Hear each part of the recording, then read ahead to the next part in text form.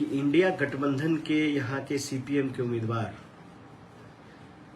आदरणीय श्री संजय कुशवाहा जी का जीत पर मोहर ऑलमोस्ट लगती हुई दिख रही है। हालांकि हम ज्योतिषी नहीं है, 3 तारीख को अंतिम फैसला होगा, लेकिन जो फैक्टर्स हैं जीत के 4 जून को फैसला होना है। तो जो फैसला 4 जून को आना है और जीत किसी भी कैंडिडेट का लोकसभा चुनाव में या चुनाव के बाद की जीत के कुछ फैक्टर्स होते हैं जिसके कारण जीत सुनिश्चित होती है। तो वो तमाम फैक्टर्स हमारे इंडिया गठबंधन के पक्ष में दिखाई दे रहा है। तो इसके 3 मुख्य कारण हैं। पहला, 10 साल की मोदी सरकार ने जिस तरह से देश के हरेक वर्गों के लिए, हरेक क्षेत्र के लिए इन्होंने जो हिंदुस्तान की संस्कृति, हिंदुस्तान का इतिहास, हिंदुस्तान का भाईचारा और खास करके हिंदुस्तान का संविधान बदलने की जो बात कर रहे हैं और उस संवैधानिक प्रक्रिया में जो बहुसंख्यक वंचित समाज का जो असंवैधानिक हक है आरक्षण समाप्त कर देने की बात कर रहे हैं, जिसमें अनुसूचित जाति हो, अनुसूचित जनजाति हो, पिछड़ा वर्ग हो, अति पिछड़ा वर्ग हो और सामान्य वर्ग के गरीब लोग हो, उन सबों के आरक्षण का जो संवैधानिक हक हमें हमारे संविधान ने दिया है, वो पूरा संविधान बदलना चाहते हैं और उस संवैधानिक हक के दौरान जो आरक्षण है उसको भी खत्म कर देना चाहते हैं। क्योंकि 400 पार का जो इन्होंने नारा दिया था, वो नारा का क्या मतलब होता है, उसके कई बड़े नेताओं ने इस पर अपनी टिप्पणी दी है कि वो 400 पार की जब बात करते हैं तो क्यों चाहते हैं 400 पार हमारा बहुमत आए, क्योंकि ताकि वो इतनी बहुमत आए ताकि वो संविधान बदल सके।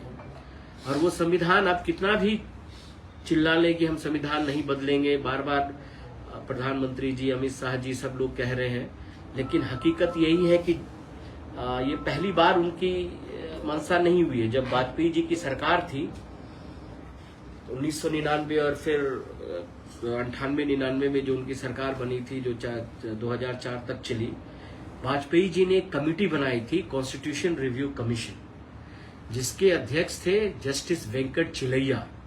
तो उनकी जब पहली सरकार एनडीए की बनी थी हिंदुस्तान में, तब उन्होंने संविधान को बदलने की बात उस कमीशन के लिए में रखी गई थी। तो उन्होंने ये पहला अटेम्प्ट अपनी जब पहली सरकार बनी थी तब उन्होंने ले लिया।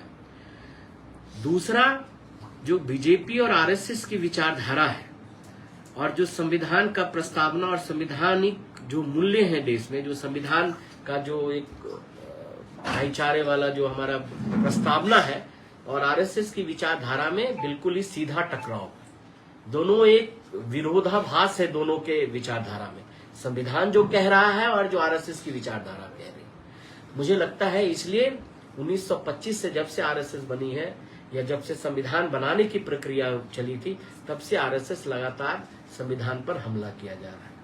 तो ये है कि, और ये खास करके लोकतांत्रिक व्यवस्था में विश्वास रखने वाले, हिंदुस्तान के संविधान में विश्वास रखने वाले जो लोग हैं और यहाँ की संस्कृति, इतिहास, धरोहर में जो लोग विश्वास रखने वाले हैं, उस पर लगातार 10 साल की मोदी सरकार की नीति और नीयत ने निरंतर प्रहार किया है।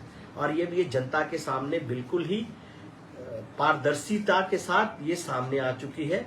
अब बड़े बीजेपी के बड़े नेता सफाई देते रहे, लेकिन इनकी एक स्ट्रैटेजी रहती है कि पहले अपने से दूसरे रंग के लीडर्स को बुलवाते हैं, फिर देश में माहौल पैदा करते हैं, चाहे इनका जो भी एजेंडा रहा हो, ये इसी तरह से करते हैं। जब लोगों में रिएक्शन आता है तो बड़े नेता सफाई देते हुए दिखेंगे, लेकिन इस बार जनता उनको रंगे हाथ पकड़ ली है। बड़े बड़े नेता ने संविधान को बदलने की बात कही है, आरक्षण समाप्त करने की बात कही है, आरक्षण को कमजोर करने की बात कही है। ये है एक पहला चीज। दूसरा जो मुझे लगता है कि हिंदुस्तान की जनता, जो सरकार का काम है, सरकार का क्या काम है कि विकास के जो मायने हैं, विकास के मायने हैं रोड, सड़क, बिजली, पानी, सिंचाई, पढ़ाई लिखाई, स्वास्थ्य, उद्योग, रोजगार, ये सब मुख्यतः देश के लिए उस तरह से नीति तैयार करे जिस पर आर्थिक विकास हो, सामाजिक विकास हो, चौमुखी विकास हो और हर एक क्षेत्र में विकास हो, हर एक वर्गों का विकास हो। मोदी जी इस पर ना ध्यान दे करके भावनात्मक मुद्दे और क्या, कौन क्या खाएगा, आपके थाली को देखता है कि ये आदमी ये खा रहा है, ये नहीं खाना चाहिए। कौन क्या पहन सकता है, लड़कियां जींस नहीं पहन सकती है, ये नहीं पहन सकता है। कौन सी भाषा बोलेगा, इस पर वो दबाव डालते हैं। तो खान पान, रहन सहन, बोली चाली, संस्कृति, इतिहास, धरोहर, सभ्यता, ये सब पर, भाईचारा, इस सब पर लगातार मोदी सरकार आपके निजी जिंदगी से लेकर के किससे शादी करेगा, किससे नहीं करेगा, मतलब हर एक चीज भारतीय जनता पार्टी डिसाइड करना चाहता है या आपके निजी मामले में भी हस्तक्षेप करने का प्रयास कर रही है। कि आपका थाली देख रही है कि क्या आप खाना खा रहे हैं, उस पर क्या कौन सी भाषा आप बोलिएगा, ये सब पर जो मोदी सरकार के जो हस्तक्षेप है या एक वो लोगों पे, आम जनता पर प्रेशर डाल रहे हैं कि इस तरह से करें, वो जनता कभी भी हिंदुस्तान की नहीं बर्दाश्त करेगी। उदाहरण के तौर पे खगड़िया में हम लोग अंगिका ने बोलबे तो की बोलबे, खगड़िया में हम कतई नहीं मैथान जाएंगे तो मोदी जी थोड़ी हमको कहेंगे कब जाना चाहिए नहीं जाना चाहिए। ये सब छोटे छोटे मुद्दे हैं। खगड़िया का मछली हमने खरीद के ना होते, खगड़िया का दूध नहीं पीते तो क्या ना होते हमारा के। तो मतलब जो चीजें अपनी प्राकृतिक रूप है, हम कहाँ क्या खाएंगे नहीं खाएंगे वो सरकार नहीं डिसाइड करेगी। जो खाने की चीज है, जो मुझे अच्छा लगता है, जो मेरे शरीर को सूट करता है, हम वो चीज खाएंगे। ये मोदी सरकार या बीजेपी नहीं डिसाइड करेगी। अब जो तीसरा है मुद्दा, और एक चीज है, एक इसी अवसर पर आप लोगों के थ्रू मैं भारतीय जनता पार्टी और आरएसएस को चेतावनी भी दे रहे हैं कि संविधान जिंदाबाद था, संविधान जिंदाबाद है और संविधान जिंदाबाद रहेगा। भारतीय जनता पार्टी इसको बदलने का प्रयास करेगी तो देश की जनता मुंहतोड़ जवाब देगी, और कांग्रेस का, पार्टी का और पूरे इंडिया गठबंधन के कार्यकर्ता इसको पूरी तरह से होने नहीं देगी। ये मैं वादे के साथ कह रहा हूं। तो इस पर हम कोई समझौता नहीं करेंगे। भारतीय जनता पार्टी को किसी भी हालत में संविधान बदलने की हिंदुस्तान की जनता इजाजत नहीं देगी। ये कान खोल के सुन ले। पिछले और तीसरा जो बड़ा कारण है, 10 साल में भारतीय जनता पार्टी ने देश में सिर्फ भय, भूख, भ्रष्टाचार, नफरत, हिंसा, बेरोजगारी, महंगाई, ये सब आपको इस देश की जनता को दिया है। मुख्यतः 10 साल में उन्होंने जितने वायदे किए थे, इस क्षेत्र का तो छोड़ दीजिए, मुझे 10 साल से भारतीय जनता पार्टी है, एक भी बड़ा काम हमको इस खगड़िया के लोकसभा में कोई सौगात नहीं दिया मोदी सरकार ने। और खगड़िया दुर्भाग्यवश मुझे लगता है कि पिछले 10 सालों में जो अन्य क्षेत्रों में विकास हुआ, खगड़िया बहुत पीछे रह गया है। बहुत संभावनाएं रहते हुए भी हम यहाँ पे, हमारी सरकार ने, केंद्र सरकार ने खगड़िया निवासियों के साथ बहुत सौतेला व्यवहार मुझे करता हुआ दिख रहा है। अब है कि हर एक नौकरी, बेरोजगारी को ले लीजिए, महंगाई को ले लीजिए, startup India, skill India, stand up India, Ganga सफाई उद्योग, बुलेट ट्रेन, कहीं कहीं तो प्रदेशों में लगा दिया है कि मेट्रो ट्रेन चालू हुआ, उस राज्य में कहीं मेट्रो ट्रेन की, तो झूठा प्रचार प्रसार करके भावनात्मक मुद्दे को लेकर के ये चुनाव जीतना चाहते हैं। अब हाँ, वो दरभंगा में एम्स खुल गया जहां जमीन नहीं है। बहुत जगह मुझे लगता है कि तमिलनाडु में, एक मदुरई में बता दिए कि यहाँ से हमारा जिसपे जमीन पे हॉस्पिटल खुला, कहीं ने पूर्णिया में हवाई अड्डा बता दिए खुल गया। तो ये, और कहीं स्मार्ट सिटी नहीं बना, कहीं स्मार्ट गांव नहीं मिला। हर एक सांसद को कहा हमको तो खगड़िया में हमको दिखाइए कौन सा गांव गोद लिया गया है जहां स्मार्ट गांव बनाने की बात हो रही थी। तो हर एक जो उनके वायदे थे 10 साल में, 15 लाख तो भूल ही जाइए, वो तो खुद ही बोल दिए जुमला है। तो मतलब कहीं से कहीं मुझे नहीं लगता है कि उनके मतलब वो जो जनता को प्रॉमिस किए थे वो कहीं भी किसी हालात में मुझे डिलीवर करता हुआ किसी भी फ्रंट में नहीं देख लीजिए। आंकड़े भी देख लीजिएगा ना, तो हर जगह इतने 70 साल में इतना बड़ा बेरोजगारी दर नहीं था। महंगाई इतनी चरम सीमा पर है कि सर चढ़ के बोल रहा है।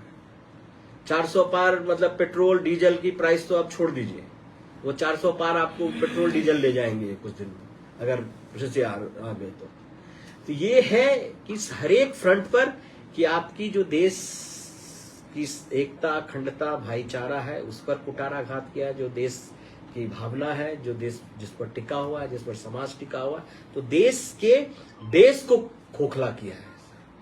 दूसरा जो विकास के आयाम थे, विकास के कार्य थे, उस पर वो बुरी तरह से फेल है। ये दो चीजों पूरी तरह से दिखाई दे रहा है। जनता के बीच में एक आक्रोश है कि ये देश की आजादी की लड़ाई में जिन्होंने एक नाखून तक नहीं कटवाया, अंग्रेजों के तलवे चाटे हैं, और आज संविधान जिसको हमारे बाप दादाओं ने आजादी के संघर्ष के दौरान जो विचार आए, जो एक्सपेरिमेंट किए गए, उन आधारों पर जो पूरे हिंदुस्तान के लोगों ने संविधान बनाया, आज उसको आरएसएस और भारतीय जनता पार्टी बदलना चाहती है।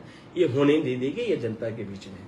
और जो संवैधानिक आधार है जिससे समाज के निम्न तबके के लोगों का जो सशक्तिकरण होने का जो एक प्रस्तावना है संविधान में, उसको वो बदलना चाहते हैं। चाहे आरक्षण हो, चाहे एससी एसटी वेलफेयर का जो एक सब प्लान है, या अनुसूचित जाति और जनजाति और पिछड़े और अति पिछड़े वर्ग या सामान्य वर्ग के गरीब लोगों के लिए जो काम है, उस पर लगातार ये सरकार चोट पहुंचा रही है।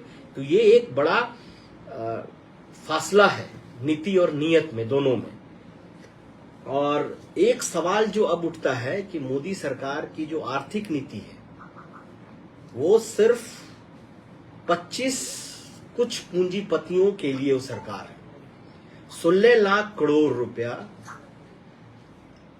25 पूंजीपतियों का उन्होंने माफ किया है 10 साल में, सिर्फ 25 पूंजीपतियों। और जब राहुल गांधी, कांग्रेस पार्टी, इंडिया गठबंधन के लोग जब कहते हैं कि सरकार को किसान के मकई का सही दाम उसको मिलना चाहिए, तो ये सरकार नहीं देती है। जब वो कहते हैं कि आप अडानी अंबानी का कर्ज माफ कर सकते हैं 16 लाख करोड़ रुपया, तो किसानों का कर्ज माफ क्यों नहीं होगा? विद्यार्थियों का स्कॉलरशिप क्यों नहीं मिलेगा? विद्यार्थियों को स्टाइपेंड क्यों नहीं मिलेगा? महिलाओं को सशक्त करने के लिए उनको सहायता राशि क्यों नहीं दिए जाएंगे? छोटे व्यापारियों की सहायता के लिए जीएसटी का सरलीकरण क्यों नहीं किया जाएगा? तो ये तमाम मुद्दे, सवाल ये है कि सरकार उन 90% लोगों के लिए है या चंद 25 लोगों के लिए सरकार आर्थिक नीति या अपनी नीति नियत है? सवाल ये है, बड़ा सवाल इस देश की जनता के बीच में।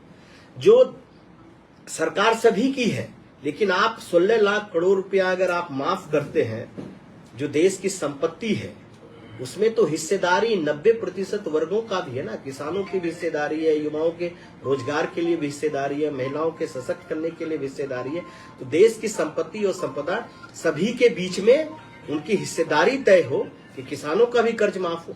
यही सवाल जब राहुल जी उठाते हैं तो पूरी जो उनकी मीडिया है झूठे प्रोपेगेंडा फैलाएगी, उनको निजी तरीके से उन पर हमला किया जाता है। ये एक बहुत बड़ी लड़ाई है जिसको कि आप रेल, तेल, बेल सब चीज बेच रहे हैं, स्टेशन, एयरपोर्ट, देश की संपत्ति आप कुछ कुछ मित्रों को बेच रहे हैं। यानी स्टेशन और कोयला और खदान अडानी चलाएंगे, पूरा संचार विभाग अंबानी चलाएंगे।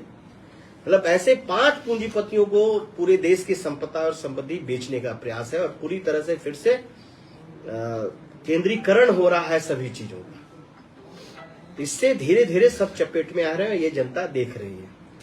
अब जो एक बड़ा सवाल है कि कांग्रेस पार्टी और इंडिया गठबंधन क्या करेगी, सरकार में आएगी, जनता से हम क्या वायदे कर रहे हैं, और ये वायदे हमारे लिए गारंटी के साथ वारंटी भी है। मोदी जी की गारंटी जुमला हो रही है, हमारी गारंटी हमने जिन जिन प्रदेशों में कांग्रेस पार्टी ने सरकार बनाई है और जो जनता से वायदे करके बनाई है, हम उसको पूरा किए हैं। आप चले जाइए, कर्नाटका में हमारी सरकार है, जो हमने वायदे किए हैं वो हमने दिए हैं। छत्तीसगढ़ में जब हमारी सरकार थी, हमने जो वायदे किए उसको पूरा किए। तेलंगाना में अभी है सरकार, वहां भी आप जाके पूछ सकते हैं। बिहार के, बिलदौर के बहुत सारे हमारे साथी तेलंगाना में है, छत्तीसगढ़ में है, कर्नाटक में काम कर रहे हैं, आप उनसे पूछ लीजिएगा। ये हकीकत है कि हमने, राहुल जी ने जो वायदे किए वो कर रहे हैं। अब राहुल जी इस चुनाव, लोकसभा चुनाव में क्या वायदे दे रहे हैं?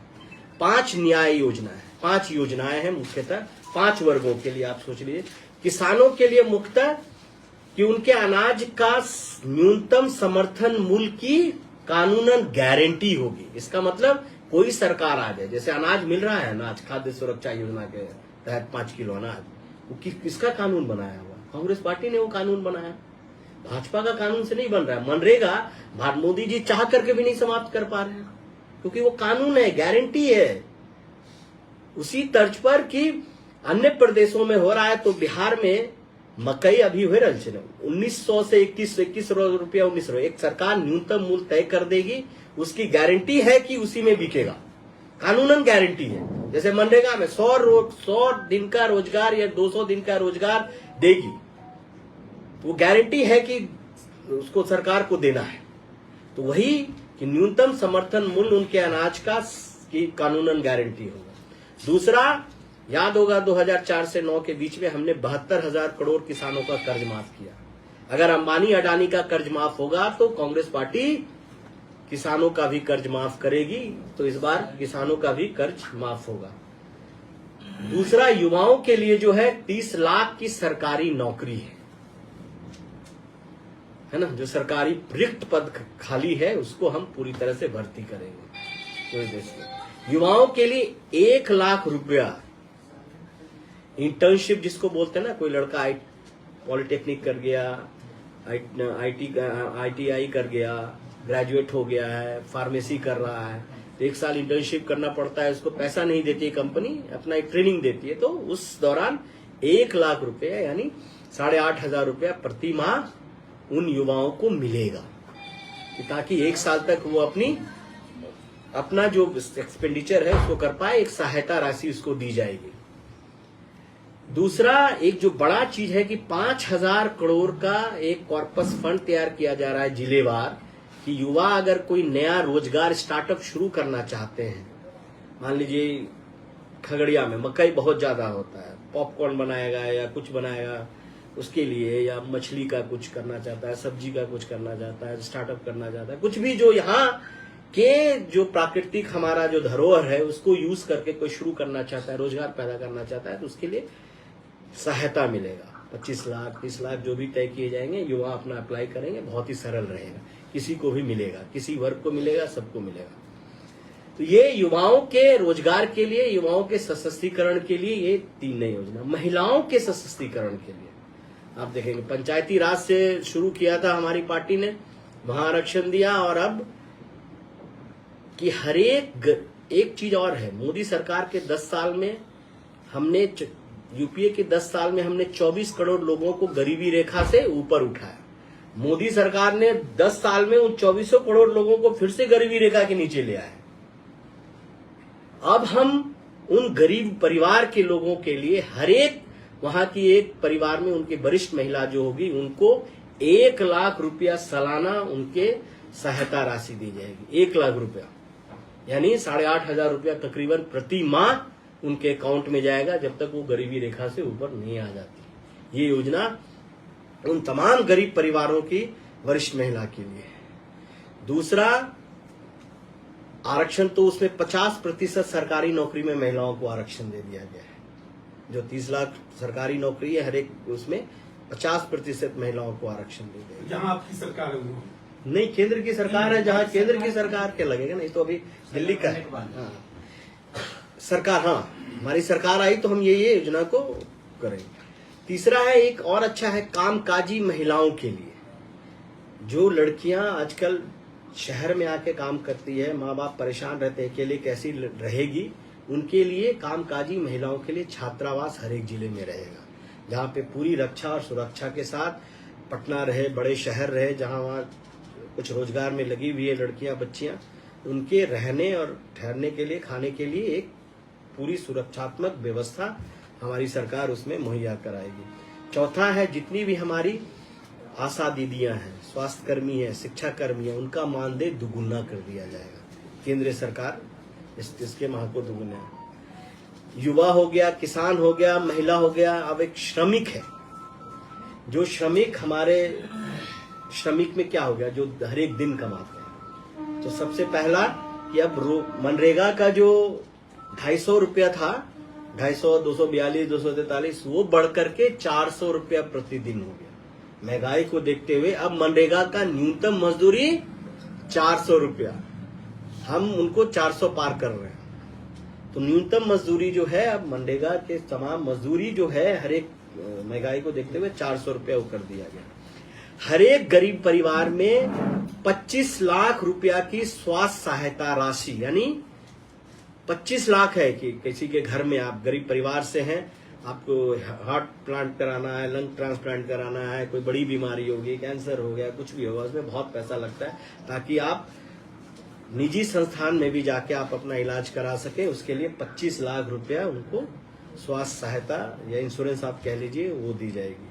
और जितने भी गिग वर्कर्स हैं, यहाँ तो नहीं है इस खगड़िया में उतना, जो खाना पहुंचाते हैं, अब देखते हैं डिलीवरी बॉय वहाँ भी है, उन बहुत बड़ा वर्ग है हमारे युवा साथी, मोटरसाइकिल पे अपना गाड़ी लेके चलते हैं, उनका एम्प्लॉयमेंट जो है ना थोड़ा वो बहुत एक्सप्लॉइट किए जा रहे हैं। तो उनके लिए सरकार उनके हित के लिए इंश्योरेंस कैसे हो, उनका जो प्रोविडेंट फंड हो, उनके नौकरी को थोड़ा सुरक्षित करेगी, या उनको भी और एम्प्लॉई और जो एम्प्लॉयर है उसके बीच का जो संबंध है उसको दुरुस्त करेगी, यानी उस पर एक कानून बनाएगी ताकि उनकी भी रक्षा की जाए।